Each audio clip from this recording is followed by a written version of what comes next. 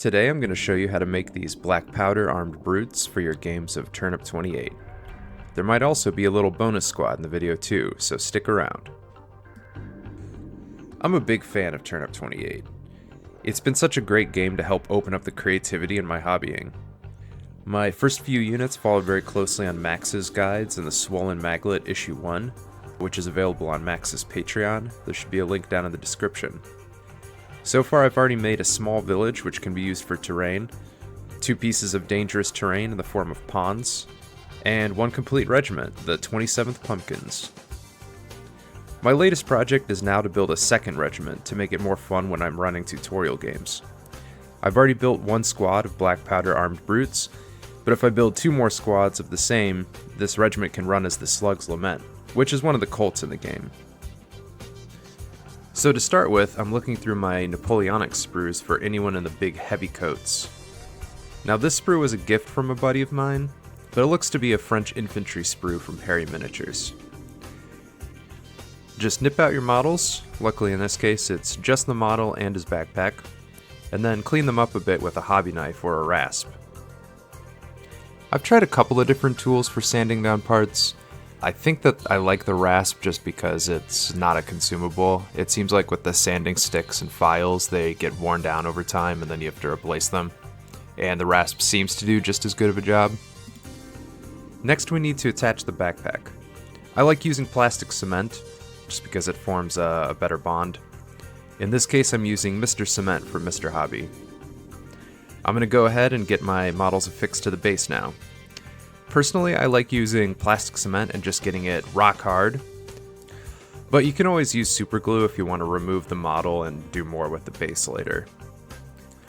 The next step is arguably the only difficult part, which is making the beak helmets.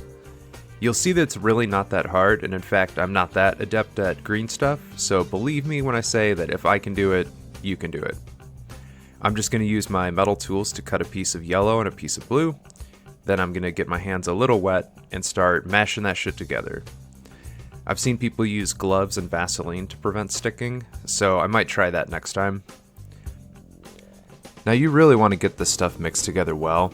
There was one time I didn't thoroughly mix the blue and the yellow together, and it just made it really hard to work with. So ever since then I've always mixed the absolute crap out of it before using it. Once you've thoroughly mixed the green stuff, you'll want to cut out a small piece, roll it into a ball, then roll it into a beak shape by narrowing one end of it. Then just jam it on his face. Now you want to exert any pressure towards the model in order to get it to affix better. I've also busted out some silicone sculpting tools, and I'm using those to mold the putty into the model's face a little better. I'm trying to make it as beak-like as possible, but you could argue it's very spy versus spy as well. Once you're happy with the beak, it's time to just add some little eye slots. I just use a very small rounded tool and poke some holes on either side, hopefully symmetrically. Then I like to extend the eye just a little bit. I'm going for kind of an almond shape. After I finished making my beak helmets for my brutes, I noticed that I still had some green stuff left, so I decided to add those to some cavalry units that I've been working on, give them some beak helmets as well. If I make these guys a part of the new regiment, then I'll have 3 units of GROGS, a unit of bastards, and 1 toady. So after that I would just need 1 more unit of something and 2 more leaders, and then the regiment is complete. Alright, now I'm going to add some texture to the bases. I'm going to be using some Mod Podge, although you could use watered down PVA glue, and some sand. First I just add some Mod Podge to the base. Then I dunk the base in a small dish of sand. Now if I were to do this a little differently next time, I would probably clip the models off of their little bases that they come on, because now you can see that there's a little mound on the base. So I'm going to have to try to mask that with a bit of tufts and rocks later. Alright, next up we're going to prime our models black. I'm just giving them 1 quick coat to make it easier for the paint to adhere. I'm doing my best to not give it too thick of a coat. We'll be doing an undercoat with an airbrush next, so it doesn't really matter if we cover the whole model. For the undercoat, I'm going with mahogany. That's been my go-to undercoat lately, and I think it looks pretty good. It just adds a little visual interest in the shadows instead of just a straight black. After the undercoat, I'm adding some blue to the coat mainly.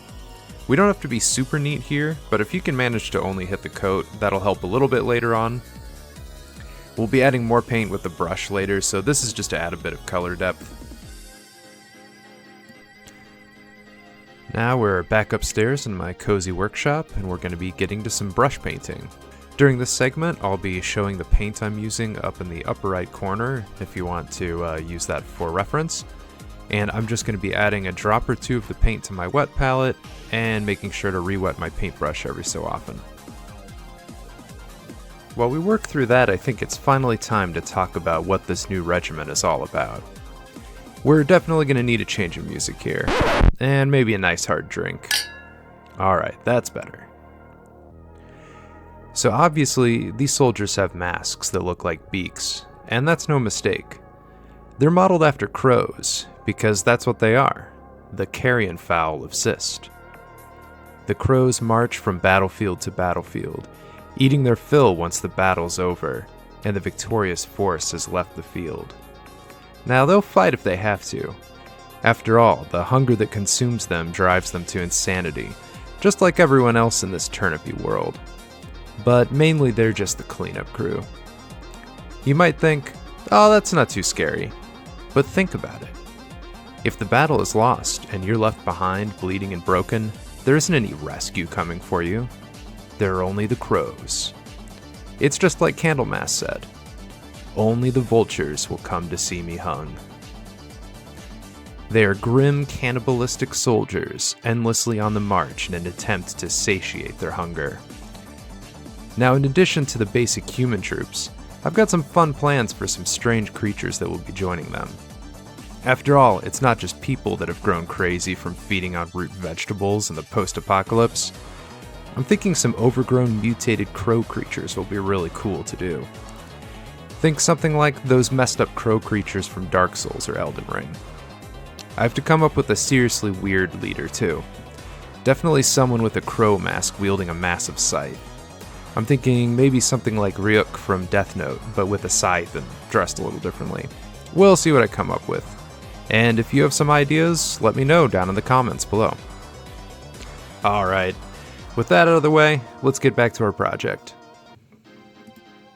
Alright, we're in the home stretch now. We just have to finish up the base and add some details here and there. I'm just doing a quick dry brush with a brighter brown color right now.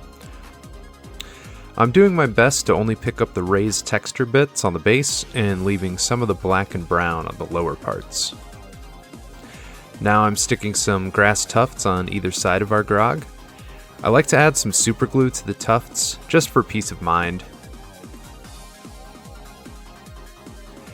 After that, I'm going to pick out some highlights here and there, mostly using the same colors we used for the base coat. Since we did an all-over wash, the base colors will be brighter now and can function as a highlight. Now you can push this section as hard as you want. We're just trying to make sure there's good contrast between the highlights and shadows and that we have good part separation. Basically, if someone is looking at your model, they should be able to tell where everything starts and ends, that sort of thing.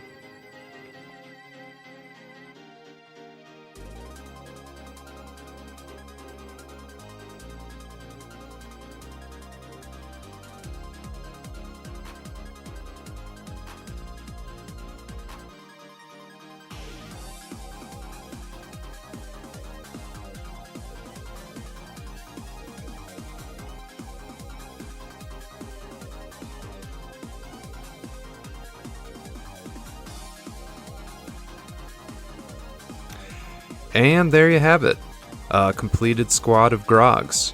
I want to thank everyone who stuck around to the end of the video. It really means a lot to me. This is my first YouTube video, and I hope to make many more, so please comment down below with your honest comments and criticism. I really do want to improve my video making skills. And with that, I will adjourn. See you soon.